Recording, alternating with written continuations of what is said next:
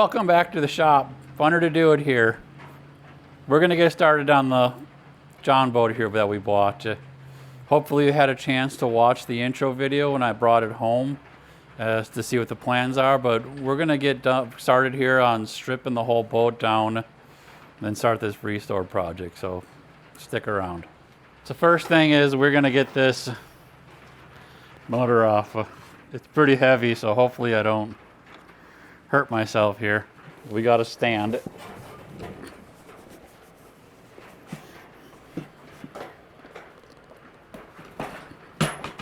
Whew! All right, we're gonna get this out of the way because we're gonna do this at a later time.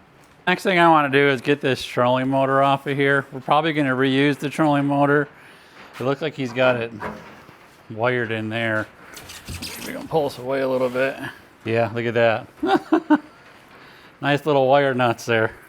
I'm not going to be using his wire here. It's off. Work smarter, not harder. Because this will just, I'll end up taking that all off and cleaning it up and doing a better connection than that when we put it back together. Okay, that's what I was worried about, is those are nutted and bolted onto there.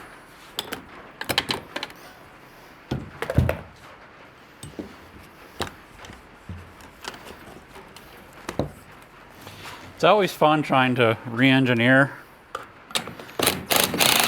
somebody else's work. Figure out what they did. Go up there like that.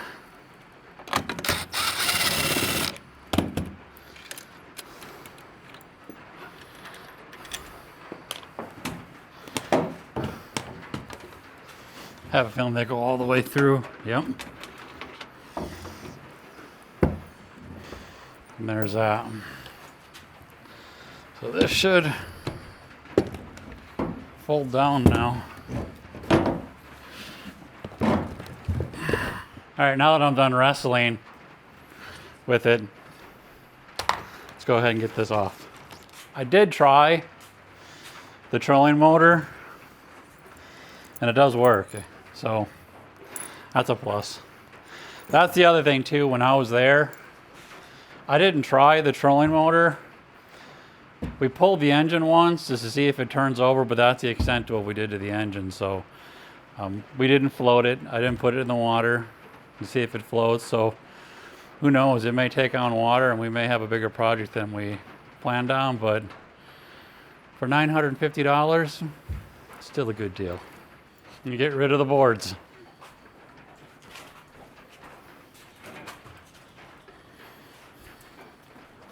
I'm also going to get these wires out of here because I'll use my own wiring. These actually, to be honest with you, this looks like it's speaker wire, which isn't bad. I mean, it still handles it. And this looks like it's an old extension cord. So we'll, I think we'll retire those.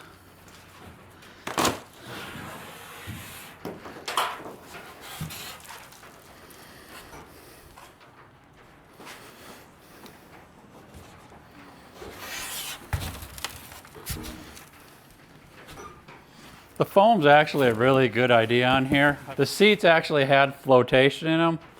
They're actually filled with foam. So if this would take on water and fill up with water, the seats that used to be in here would act as a flotation device. That styrofoam that goes in between here is a replacement for that bench that's no longer there. Is it enough? I don't know. I mean, they took out 2 seats in a pretty big boat, so I'll probably, I plan on foaming these too along the sides here to give it a little extra flotation, but keep that in mind if you do a build, that if you take out those seats, that's part of the flotation. So last thing, let's just get rid of the fuel tank. I'll take a look in there real quick, and some fuel in there, but it looks pretty nasty. Honestly, I'll probably end up getting a new fuel tank for it. Not using this older one. I don't know hole that gas is, and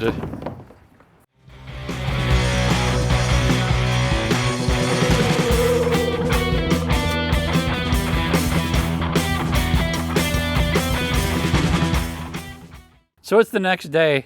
We are outside. We're trying to get it before the rain starts here, which if it rains, it will help fill the boat up a little bit more. But what we're doing right now is we are completely stripped down. I vacuumed it out, sort of. I'll end up pressure washing it once we're done. But we're basically leak testing right now. I'm filling up the bottom of the boat. I'm filling up the hull of the boat, and we're going to see if it actually has any drips or leaks coming from it. I did notice that there is for sure one hole. You can see right here. That is definitely a hole. What's funny is I don't see it dripping yet, so I have a feeling that on the back side of that they may have some sort of a JV weld or something there. I'm not. It isn't leaking so far. It's over the top of that hole, and it's not. I don't see any drips coming out of it. So there's got to be something on the back side, the underside of that, that's stopping it from leaking. But we'll definitely going to address that. I do not like the fact that there's that size of a hole in here, and just having a patch on the under half of it, that's not, to me, that's not a good thing. So let's let it fill up a little bit more. We're going to have to tip the boat down a lot more to be able to get water up into the front of the nose up here. I don't want to put too much water in there because water gets really heavy, and I don't want to overload the trailer with too much weight. I want to thank the viewer that actually gave me this idea. I was going to originally just take it down to the boat launch and throw it in the water and float it and see if there's anything that's coming into it. Thank you so much for the tip and trick. So if anybody else has any other tips on what to do, please put them in the comments. Awesome idea. All right. You know, on second thought, on looking at this hole, they actually aluminum welded this boat. I didn't see that yesterday when I saw that hole. So honestly, I can't do a better repair than what they did on there. They actually put a patch of aluminum on there and aluminum welded around the whole thing. That is superb. So what's interesting about the boat, you know, we couldn't see any of this stuff when I was actually buying the boat, which honestly I wasn't worried about, because if it had any structural issues with aluminum, worst case scenario for me, I would have went out and bought an aluminum welder and actually did the repairs on it. So that is one of the reasons why I didn't lift up the deck boards when I bought it. I didn't lift up anything in there because personally I wasn't concerned about those type of issues on it. And it's more or less not because I want to do the work, but this is going to be a how-to video, how I would do it. So any repairs that came up, I just kind of wanted to be able to show the viewers how to fix them. So I wasn't scared of anything that was wrong with this boat. And here's one of the repairs that we found underneath it, which I know a lot of people are going to be scared of something like this. To me, I'm not. I mean, probably when they cut the seat out, there was a little issue they had here. But what they did is they got another piece of aluminum and they aluminum welded the rib across it, and the repair is actually really good. It doesn't look like the prettiest aluminum repair, but nonetheless, it's not leaking. I mean, I don't see any leaks coming from underneath that spot. So to me, I'm not worried about that particular repair on here. They also fiberglass the back of the boat. You can see here, this is all fiberglass back here, which again, it shows you that they did some work on the transom. I'm not concerned about it because when I go underneath, this whole transom is just super solid, and fiberglass is actually a really good repair. To be able to go through and fiberglass it, they may have had holes or issues back here. I don't really know what the scenario was, but the fiberglass does not scare me. There's also no leaks coming from back here, so all the leaks, all the repairs that they did on it were actually really good. And So that's that. Really, I'm not probably going to have to do as much as what I thought on here. I saw that hole and I was kind of thinking, yeah, there's the hole, there's the price tag on it. But so far so good. We are 90% full. All the ribs are underwater. Both of these ribs are underwater. The only thing that's not underwater is going to be these structural ones coming up the side. And to be honest with you, I'm not too worried about them. There's not a lot of stress there. If I go out boating, I'll be able to see these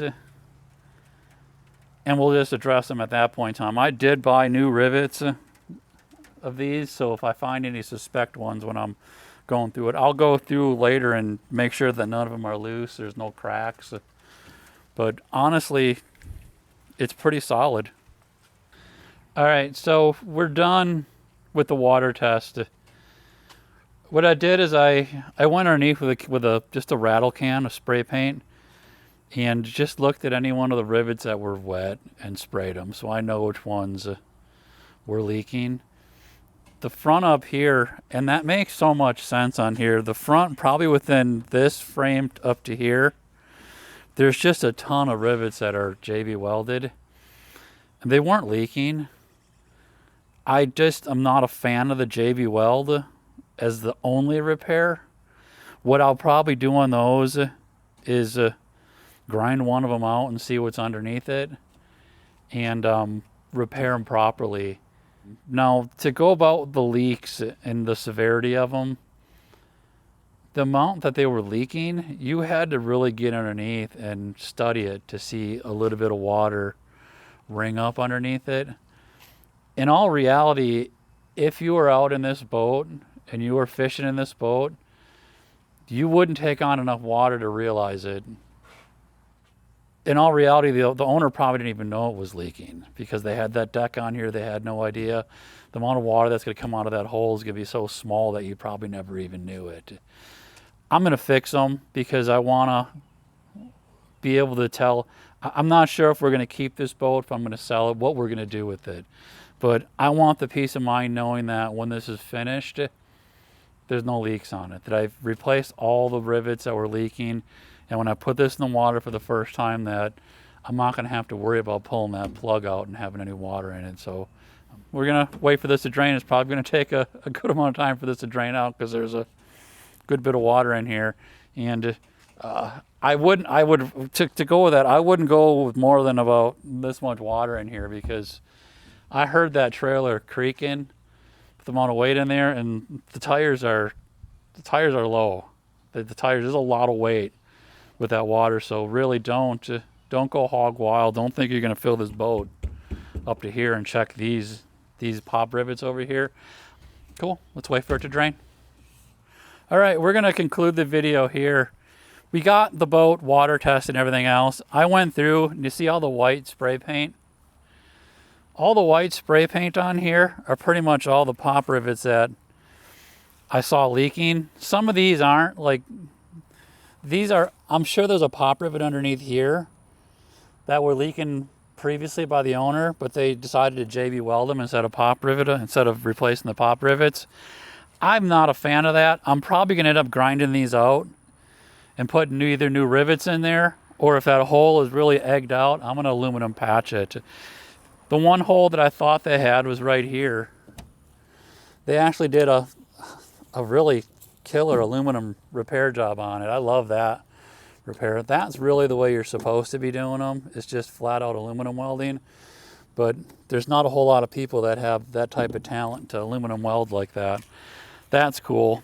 The one thing that I wanted to kind of point out here is this. This didn't leak, and that's what the takeaway from it is. This part didn't leak, and neither did this patch here. But it's JB Weld. Again, there's a couple really good dings and nicks right here that's been compromised, so it's a little bit thinner there. What I think I'm going to do is I'll probably sand this down and get rid of this JB Weld and see what the crack is there. I may end up sheet metal in that. Not sheet metal. Getting an aluminum patch. Aluminum patches aren't that expensive. I may end up patching the boat right here just for my peace of mind. I want to do it now where I have the capability of flipping the boat over and doing the repairs right. I really kind of want to have that repair done now. I would really love to get an aluminum welder and weld it back up, but I'm pretty sure that's not in the budget right now. So we'll show you how to do it still really decently to fix that without an aluminum welder and have it last for a good long time. With that, I think we're gonna leave this video here. This will be another project because that's a lot of work to get those pop rivets out and to replace them and do everything else on it. So we do have the trailer ready. That is going to be the first major project we have right now, is we are going to go through this trailer. I'm super excited about this trailer.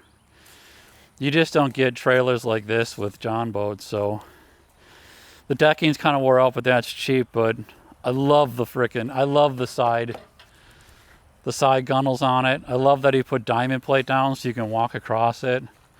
One of the things I noticed is he didn't have these rollers high enough. They didn't do anything. So, but this is the next project. This is going into the shop right now, and I'm going to start stripping it down and preparing it for our next video. So stay tuned to see what we do with this trailer, and we'll talk to you later.